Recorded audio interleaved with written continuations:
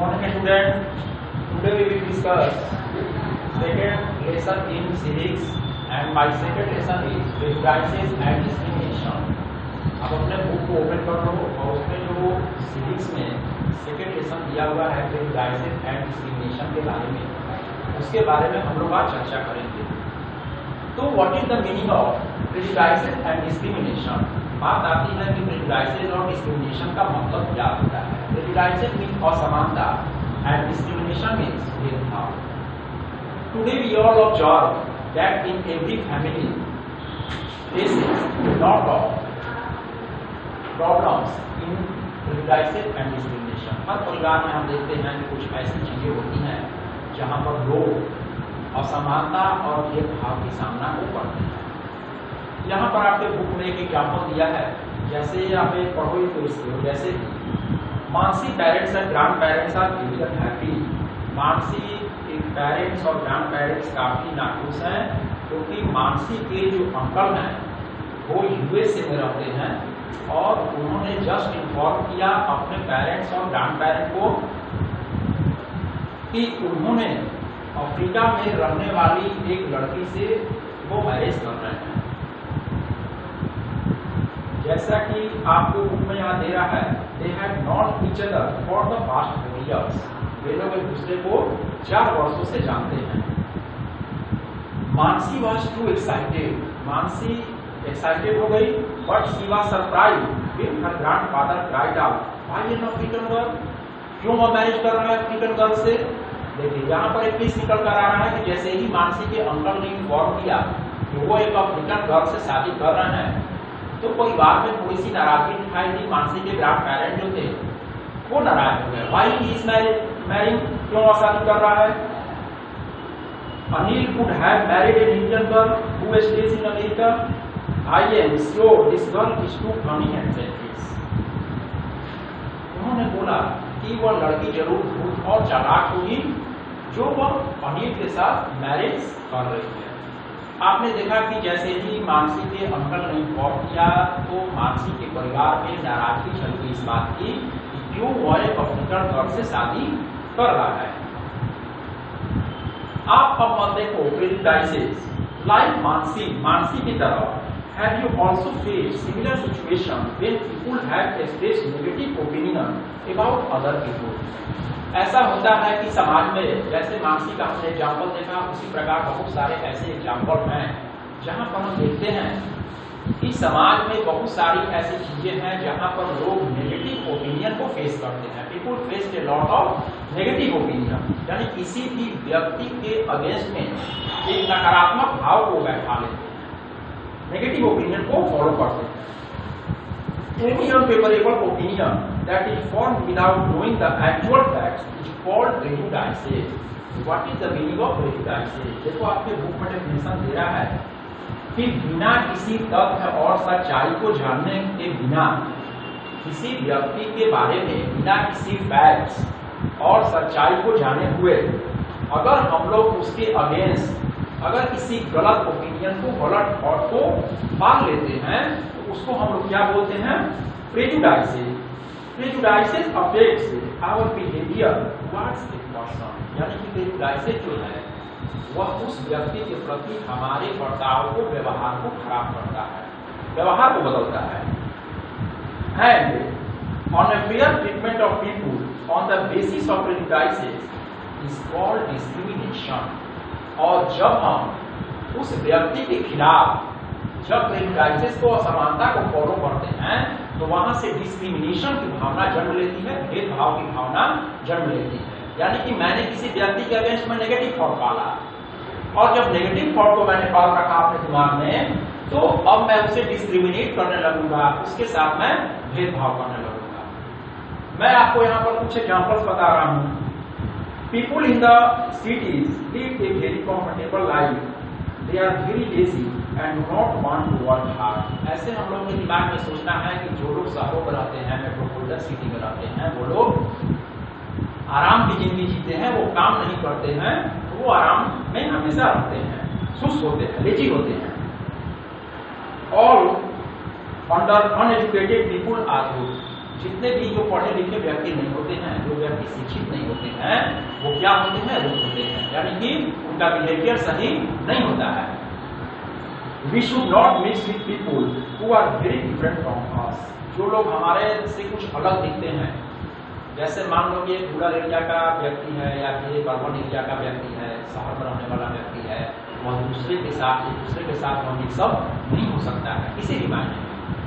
हमारी ऐसी थॉट है, हम लोग ऐसा सोचते हैं कि वो व्यक्ति शहर में रहता है, मैं गांव में रहता हूँ, मैं क्या उसके साथ मिक्सअप कर पाऊंगा, ऐसी हमारी थॉट्स और ओपिनियन बन जाती है। तो इस प्रकार की कुछ भावनाएं हमारे दिमाग में, हमारे मन के अंदर हमेशा चलते रहती हैं, हमेशा ये उभर करती हैं, घूमती रहती हैं, जिसकी वजह से हम ये सोचते हैं, ये गलत भावना किसी भी व्यक्ति के अगेंस्ट में पाल लेते हैं, तो वो व्यक्ति सही है, नहीं है, क्या है।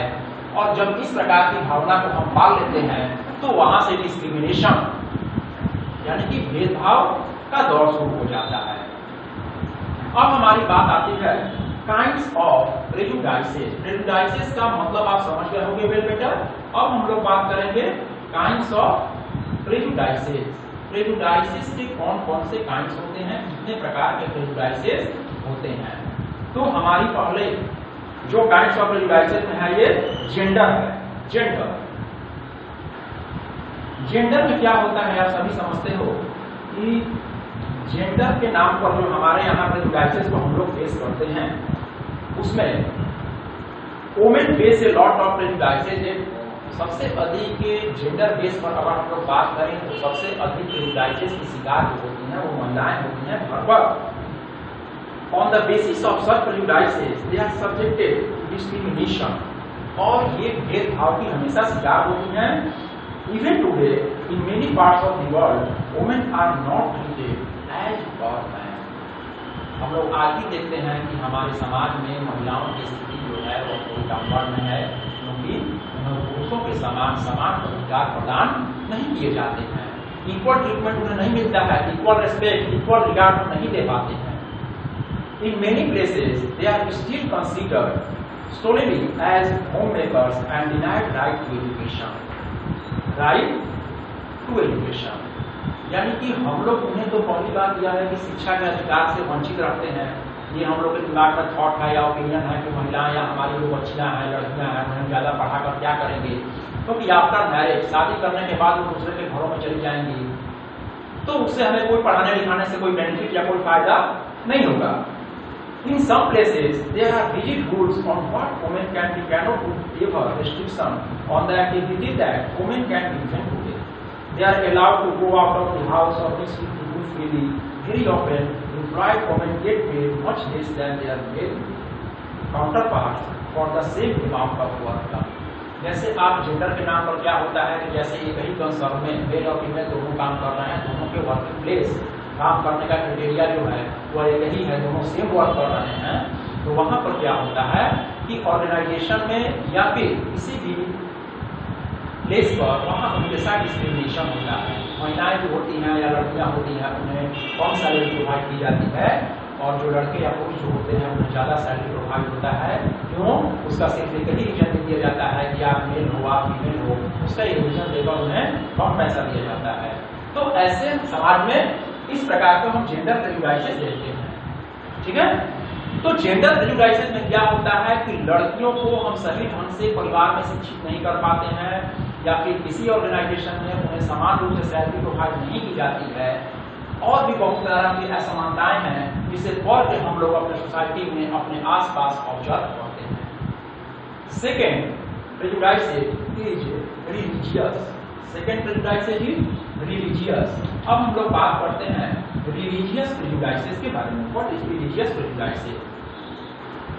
Sometimes people belonging to a particular religion consider others to be inferior। They try to impose their thoughts and views on them। This is called religious prejudice।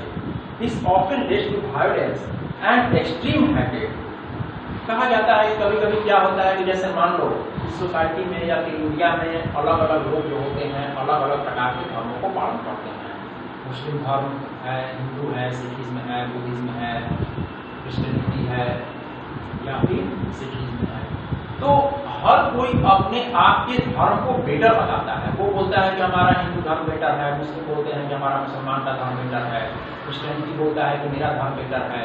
तो इस प्रकार की जब थॉट्स दिमाग में बातें आती हैं तो इस प्रकार हम कह सकते हैं कि धर्म के नाम पर जो भी प्रेजुडाइसेस होते हैं, असमानताएं होती हैं, उसमें क्या होता है कि ये वायलेंस का रूप ले लेता है। इस प्रकार की अगर बातें हम लोग समाज में पढ़ते रहते हैं तो ये कभी कभी हिंसात्मक रूप ले लेता है, जो एक नेगेटिव थॉट है, यानी कि ये नेगेटिव प्रेजुडाइसेस है। रिलीजियस प्रेजुडाइसेस की भावनाएं जहां पर उत्पन्न होती हैं तो समाज जो होता है वो वायलेंस हो जाता है, वहां पर हम लोग हिंसात्मक हो जाते हैं और क्या होता है कि एक दूसरे से घृणा करने लगते हैं, हेटेड फ्रॉम ईच अदर। बोलते हैं कि नहीं वो मुस्लिम है, मैं हिंदू हूँ, मैं उसे क्यों टॉप करूँ, हमारा धर्म को फॉलो नहीं करता है, हमारा रिलीजन को फॉलो नहीं करता है। तो इस प्रकार की बातें जब हमारे समाज में आती हैं, इस प्रकार की थॉट्स ओपिनियन को जब हम लोग अपने दिमाग में रखते हैं तो वहां पर ये प्रॉब्लम परेशानियां खड़ी होती हैं।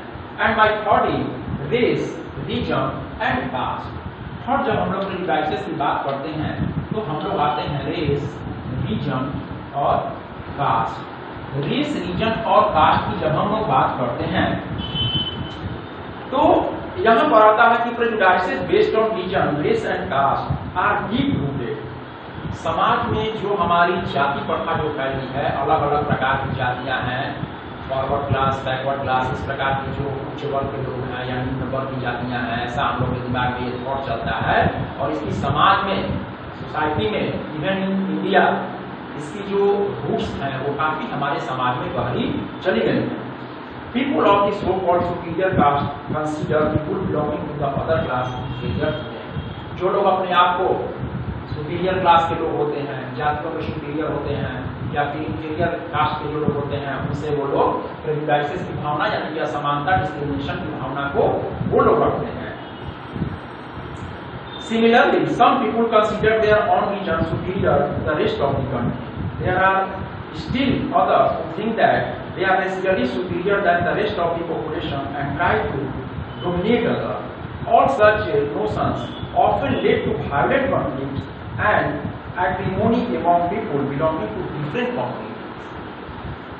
ये मैंने आपको बताया कि सुपीरियर कास्ट के जो लोग होते हैं वो अपने आप को श्रेष्ठ दिखते हैं, कहीं पर भी वो अपने आप को फील करते हैं कि हम लोग उच्च जाति के लोग हैं, और जो इंफीरियर क्लास के लोग हैं वो लोग हमेशा अपने आप में या फिर दिमाग में वो नेगेटिव थॉट बना लेते हैं कि हमारी जाति जो है, हम लोग निम्न वर्ग के लोग हैं, हम लोग किसी काम को करते हैं तो वो सही होगा नहीं होगा, इस प्रकार के थॉट्स को अपने दिमाग में हमेशा बना लेते हैं।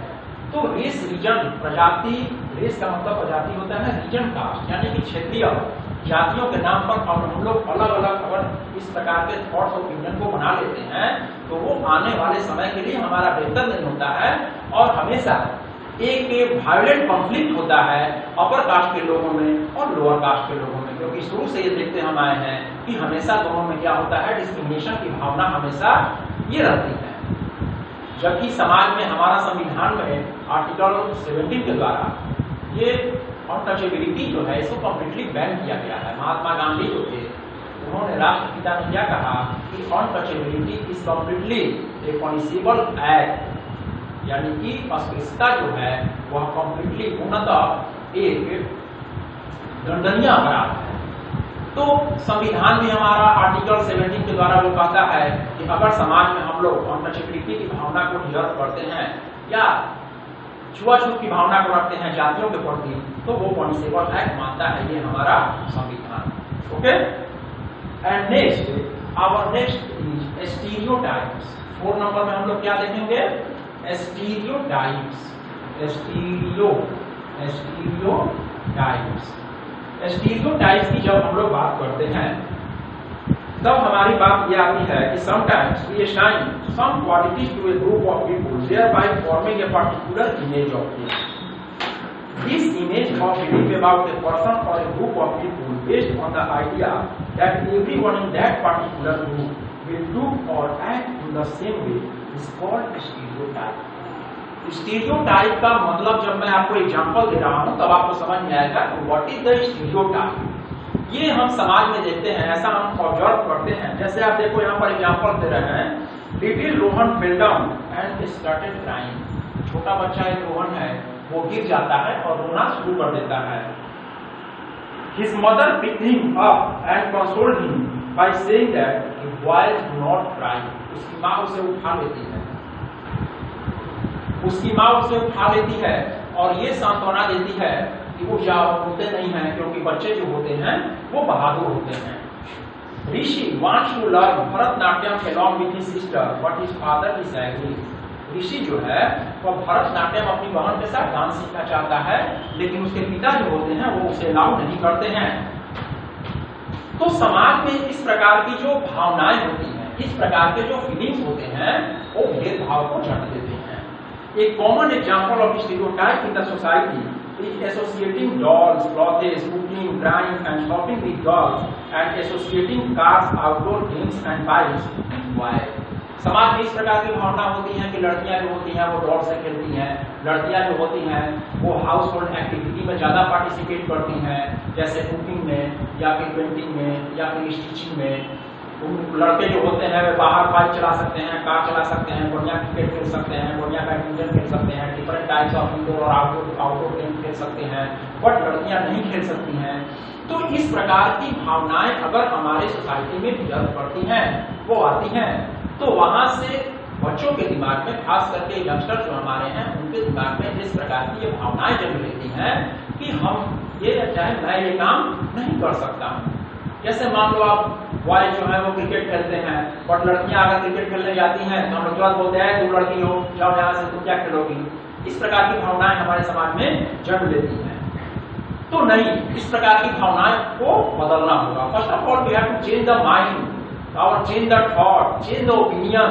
और जब तक से हम अपने भावनाओं को, अपने थॉट्स को, अपने ओपिनियन को चेंज नहीं करते हैं, तो ये समाज हमारा, ये सोसाइटी हमारा, ये हमारा नेशन जो है वो कभी भी प्रोग्रेस नहीं कर पाएगा। We have to change our mind. क्यों नहीं कर सकती हैं? लड़कियां कर सकती हैं, लड़कियां तैराकी सीख सकती हैं, स्विमिंग सीख सकती हैं, लड़कियां क्रिकेट खेल सकती हैं, लड़कियां बाहर के इंडोर आउटडोर गेम्स को खेल सकती हैं। यानी कि कंट्रीब्यूशन जो होगा मेल और फीमेल का, यानी कि लड़की और लड़कियों का कंट्रीब्यूशन जो होगा in the every field of life, Bharat के प्रत्येक, चाहे वो किसी भी सेक्टर हो, हर सेक्टर में लड़के और लड़कियों की भागीदारी जो होगी वह समान रूप से होनी चाहिए। यही बात ये बोल रहा है। Stereotypes are unfair because they prevent us from treating people in a unique individual with different qualities, abilities, like and dislike.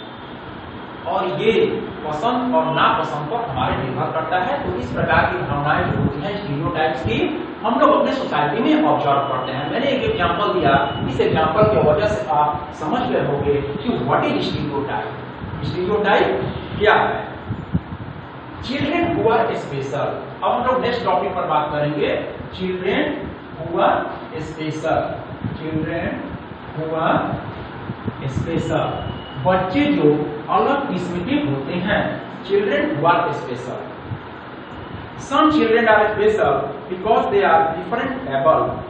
They might move around in a wheelchair or with the help of crutches, or they might need hearing aid to hear properly.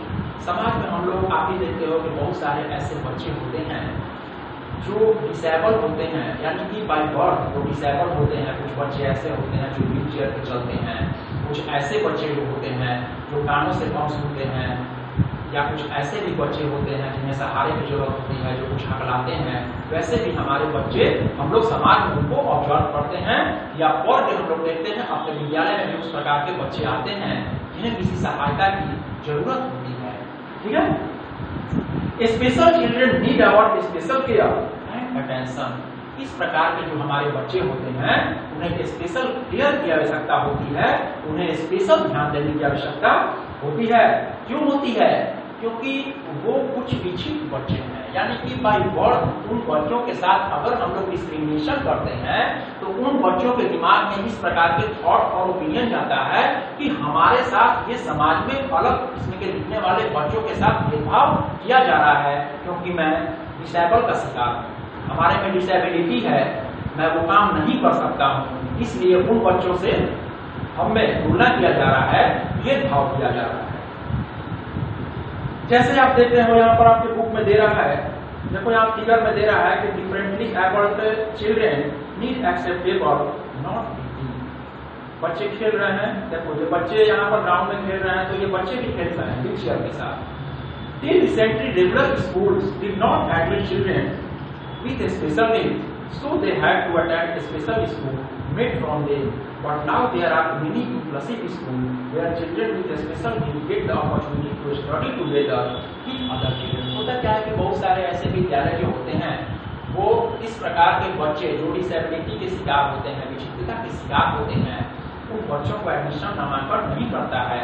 तो government ने इस प्रकार की व्यवस्था की है कि बच्चों के लिए उस प्रकार के स्पेशल विद्यालय को स्थापना की जाए, ताकि उसमें जितने भी इस प्रकार के बच्चे होते हैं उनको रखा जाए और इक्वल ट्रीटमेंट किया जाए। लेकिन समाज में बहुत सारे ऐसे भी विद्यालय हैं जो उस प्रकार के बच्चों का भी नामांकन कर रहे हैं और उन्हें आम बच्चों के साथ, यानी कि जो जनरल बच्चे हमारे हैं, और उन बच्चों के साथ इंटरमिलिंगली एक दूसरे के साथ पारस्परिक रूप से भेदभाव न करते हुए हर चीज में पार्टिसिपेशन की भावनाओं को रखते हुए उन्हें समान रूप से काम करने के अवसर को प्रदान कर रही है।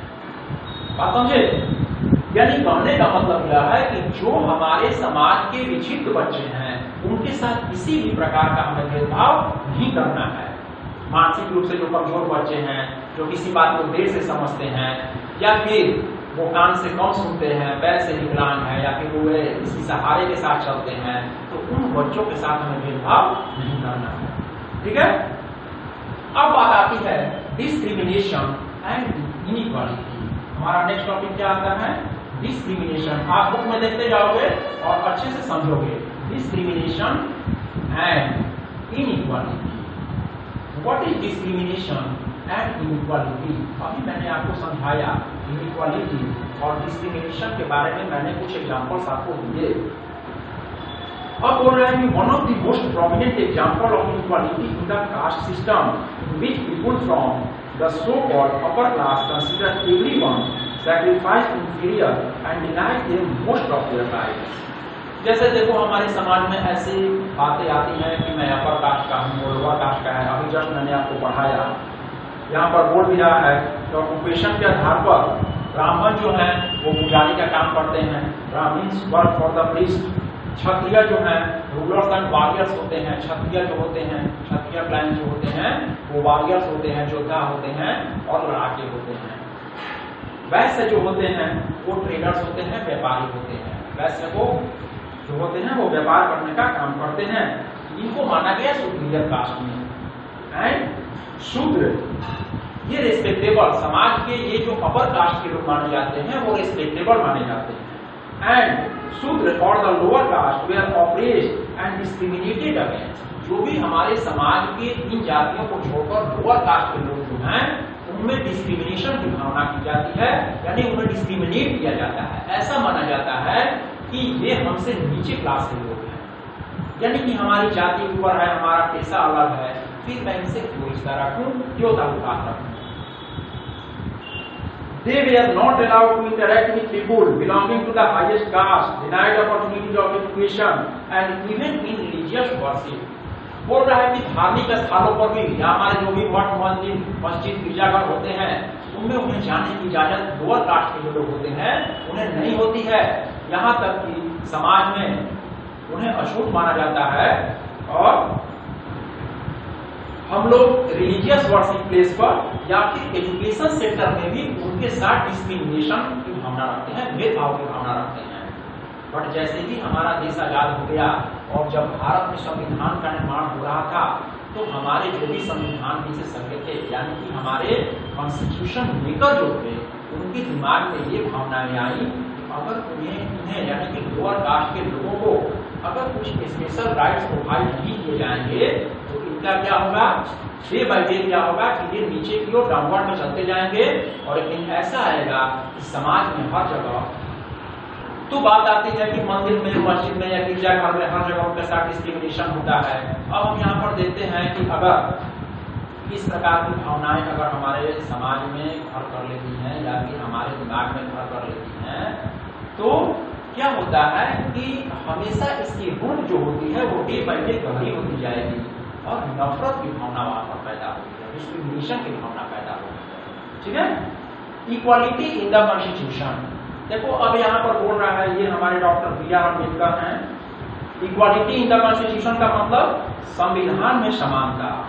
The framers of the Indian constitution date by the chairman of the drafting committee, Dr. B.R. Ambedkar, envisioned that all Indians should get equal rights and opportunities to be considered equal. B.R. Ambedkar का मानना था कि समाज में हमारे जितने भी लोग, उन सभी लोगों को समान रूप से भागीदारी उनकी सुनिश्चित होनी चाहिए, यानी कि सभी लोगों को समान अवसर प्रदान होना चाहिए। ये हमारे B.R. अम्बेडकर साहब ने कहा। The constitution gives equal right to men and women and does not allow any discrimination, यानी कि पुरुष और महिला की जो भागीदारी होनी चाहिए वह समान रूप से होनी चाहिए और उसमें किसी भी प्रकार का डिस्क्रिमिनेशन भेदभाव नहीं होना चाहिए। Only for some sections of the society which have traditionally denied rights to education, Constitution has made some special provision for reservation so that they can work at par with the rest of the people in the society. संविधान ने lower caste के लोगों को कुछ ऐसे अधिकार दिए हैं, रिजर्वेशन प्रदान किए हैं, ताकि वो समाज में कुछ अपवर्ड मूव कर सके।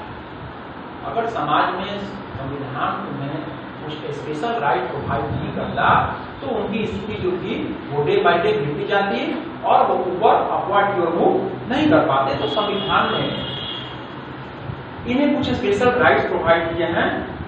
Women and people belonging to so called lower classes have certain number of seats reserved for them in the government educational institution, यानी कि महिला या पुरुष जो भी हमारे हैं तो संविधान ने उन्हें नौकरियों में इन्वेंटेड इन इंस्टीट्यूशंस, यानी कि हर क्षेत्र में, कॉलेज में, स्कूल में या फिर नौकरियों में कुछ अलग स्पेशल रिजर्वेशन प्रोवाइड किए हैं ताकि वो अच्छे से अच्छे जॉब को या फिर स्टडी को अपने कंटिन्यू कर सकें। ठीक है। Moreover, to ensure equality and justice, the constitution had granted every citizen of the India certain basic right, यानी कि आपको जब मैंने फंडामेंटल राइट्स पढ़ाया होगा या पढ़ा दिया होगा स्टैंडर्ड 5 में, तब आप समझे होंगे कि मौलिक अधिकार बाय बर्थ जो प्रदान किए गए हैं। तो फंडामेंटल राइट्स हमारा संविधान हमें प्रदान करता है इसलिए कि कुछ अधिकार ऐसे जो होते हैं, जैसे स्वतंत्रता का अधिकार हमारा है या फिर और भी कुछ फंडामेंटल राइट्स हैं जो हमें प्रोवाइड किए गए हैं, तो उसमें सारी चीजों को हमारा संविधान सुनिश्चित करता है ताकि किसी भी प्रकार के हमारे मौलिक अधिकारों का हनन न हो। अब नेक्स्ट बोलता है कि the preamble to the constitution of India truly reflects doctor B.R. Ambedkar version of a secular India free from caste and communal bias. B.R. Ambedkar का एक सपना था कि भारत में एक ऐसे संविधान का निर्माण किया जाए जो पूर्णतः बायस हो, यानी किसी भी प्रकार का कोई भी किसी भी धर्म, जाति, बर्थ प्लेस के आधार पर किसी भी प्रकार का भेदभाव न हो, चाहे वो किसी धर्म का हो, किसी जाति का हो। हर धर्म के लोग, हर जाति के लोग फ्री होकर यहाँ पर आ सकें और एक ऐसे समाज का निर्माण कर सके जो समाज को एक सही रास्ता दिखाए और एक सही बात पर चले। ठीक है। तो अब आप वेल बेटर समझ गए होंगे जब आप इस चैप्टर को पढ़ोगे, राइट्स एंड डिस्क्रिमिनेशन को पेंसिल से अंडरलाइन करके पढ़ोगे और जो भी समझ में नहीं आएगा वर्ड मीनिंग उसको आप डिक्शनरी से या फिर गूगल से आप सर्च करोगे तो उसमें आपको हिंदी मीनिंग जो है डिफिकल्टी फेस हो रहा है, चलो भाई इस मीनिंग में डिफिकल्टी है क्योंकि टीचर का इंटरेक्शन तो हो नहीं रहा है, क्लास नहीं है बच्चों का, तो फिर वहां पर उसको समझ सकते हो या फिर नोट करके रखोगे, जब विद्यालय ओपन होगा तो आप पूछ सकते हो। ओके, ये चैप्टर आपका बेटा फिनिश हो जाता है। यहाँ से अब आप उसको पढ़ोगे, समझोगे, उसके ऑब्जेक्टिव क्वेश्चंस को कॉपी में पेयर में अच्छे तरह से करोगे and after opening the school I will check on your paper copy. Okay, thank you.